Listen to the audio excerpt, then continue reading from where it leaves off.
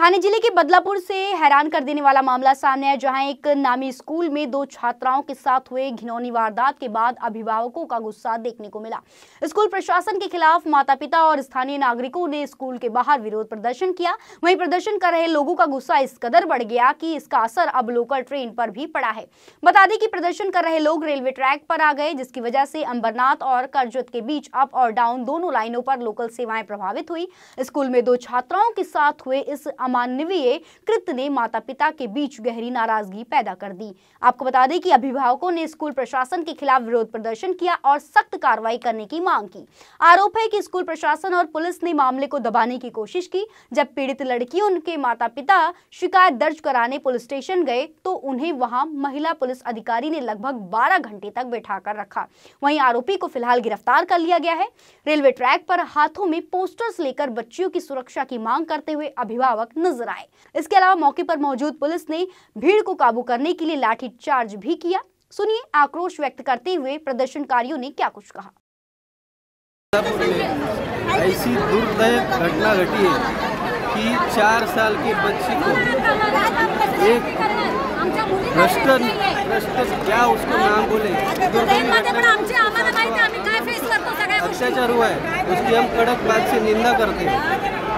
आज महाराष्ट्र सरकार ने इधर मुख्यमंत्री लाड़की योजना निकाली। मैं बोलता हूँ वो योजना रद्द करो और मुख्यमंत्री लाड़की बहन योजना है, उसकी जो बेटी है उसकी रक्षा करो, उसकी योजना निकालो।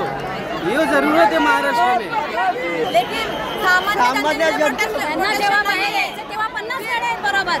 आम्ही सामान्य माणसांनी काय करायचं? स्कूल में छोटे बच्चे के लिए कितने नियम होते हैं? स्कूल पे जल्दी आना, जल्दी नहीं आए तो भेज देते तुरंत बाहर। फिर एक वीडियो अत्याचार हो रहा है तो अभी क्यों नहीं निर्णय ले रहे आप?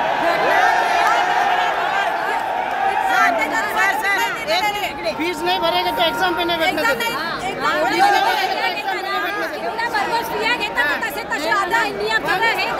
तिकडे शाळेत पण तसं झाली पाहिजे। जर थांबला तर तुम्हाला त्रास होईल। नियम नाही का? आपको ही तकलीफ होगी, लाठी मार होगा तो इसलिए आप चले जाओ। पुलिस लोग हमें समझाते 7 दिन से उसे क्यों पोस रहे हो? उसके लिए चाय पानी पिला रहे हो? पहले उसे 13 तारीख को यहाँ से निकल जाओ, नहीं तो फोन होगी, लाठी मार होगा। 7 दिन से हम आरोपी को सुरक्षा दे रहे हैं, आप आरोपी को खाना खिला रहे हैं और जो पीड़ित लड़की है उसके माँ को उसको उन्होंने स्टेशन पे बिठा कर रखा। उनको देखा नहीं है, उनको किसी छोटी बच्ची पुलिस स्टेशन में सो रही है उसको बिठा कर रखा, उसको न्याय नहीं दे रहे और जो आरोपी है उसको खाना खिला रहे प्रशासन है। और अभी पुलिस वाले बोल रहे हैं कि आप क्यों कर रहे हैं, आप क्यों कर रहे हैं, लाठीचार्ज होगा। अरे हमारी बेटी भी जा रही है ना, हमारी बेटी छोटी बेबी है, बेटी छोटी बेटी है। सब बच्चों सब स्कूल में छोटे छोटे बच्चे लोग जाते हैं। आज वो लड़की पीड़ित है, वो आदमी को फांसी देना बहुत जरूरी है, उसको फांसी दो। पूर्व पोलीस स्टेशन अत्यंत गंभीर स्वरूपाचा गुन्हा दाखल करण्यात आलेला आहे। गुन्हा दाखल झाल्यानंतर 3.5 तासामध्येच जो संबंधित आरोपी आहे त्याला अटक करण्यात आलेला आहे। त्या आरोपीला माननीय न्यायालयाने पोलीस कोठडी दिलेली आहे आणि या घटनेचा अत्यंत तंत्रशुद्धरित्या तपास सुरू करण्यात आलेला आहे। या गुन्ह्यामध्ये संबंधित पोलीस स्टेशनचे वरिष्ठ पोलीस निरीक्षक स्वतः हा तपास करत आहेत।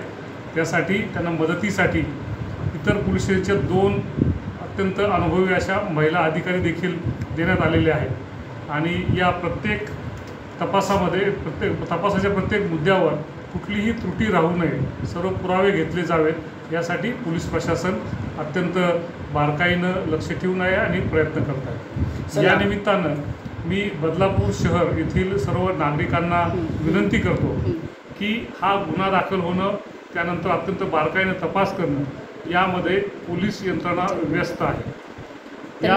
जर या निमित्तानं भावनेच्या आहारी जाऊन कोणतरी ठिय्या आंदोलन करणं, बदलापूर बंद करणं किंवा इतर स्वरूपाचं काही ॲजिटेशन करणं हे केल्यास जे तपास यंत्रणा तपासामध्ये बिझी आहे त्यामध्ये डिट्रॅक्शन निर्माण होतं आहे, तपासामध्ये अडथळा येतो आहे। त्याचप्रमाणे माननीय पोलीस आयुक्त यांच्या आदेशाप्रमाणे संपूर्ण ठाणे पोलीस आयुक्तालयामध्ये प्रतिबंधात्मक आदेश जारी असल्यामुळे कुठलेही आंदोलनं किंवा ॲजिटेशन करण्यासाठी परवानगी नाही।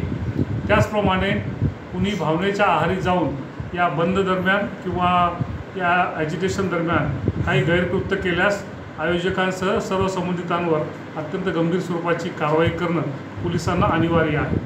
त्यामुळे पोलीस दलाच्या वतीनं मी सर्व बदलापूरकरांना नम्रतापूर्वक आवाहन करतो की या घटनेमध्ये अत्यंत बारकाईनं सूक्ष्मपणे तपास सुरू आहे। ही केस फास्ट ट्रॅक कोर्टामध्ये चालण्यासाठी दोषारोपपत्र सादर झाल्यानंतर कोर्टाला विनंती करण्यात येणार आहे। त्याचप्रमाणे विशेष पोलीस प्रॉसिक्युटर नेमण्यासाठी देखील माननीय योग्य मार्फतीनं आपण शासनाला विनंती करत आहोत। त्याचप्रमाणे तपासासाठी ही टीम अत्यंत बारकाईनं त्यामध्ये लक्ष घालून तपास करत आहे। त्यामुळे कुठलंही आंदोलन करून यामध्ये अडथळा होणार नाही यासाठी सर्वांनी दक्षता घ्यावी अशी या निमित्तानं मी सर्वांना विनंती करतो।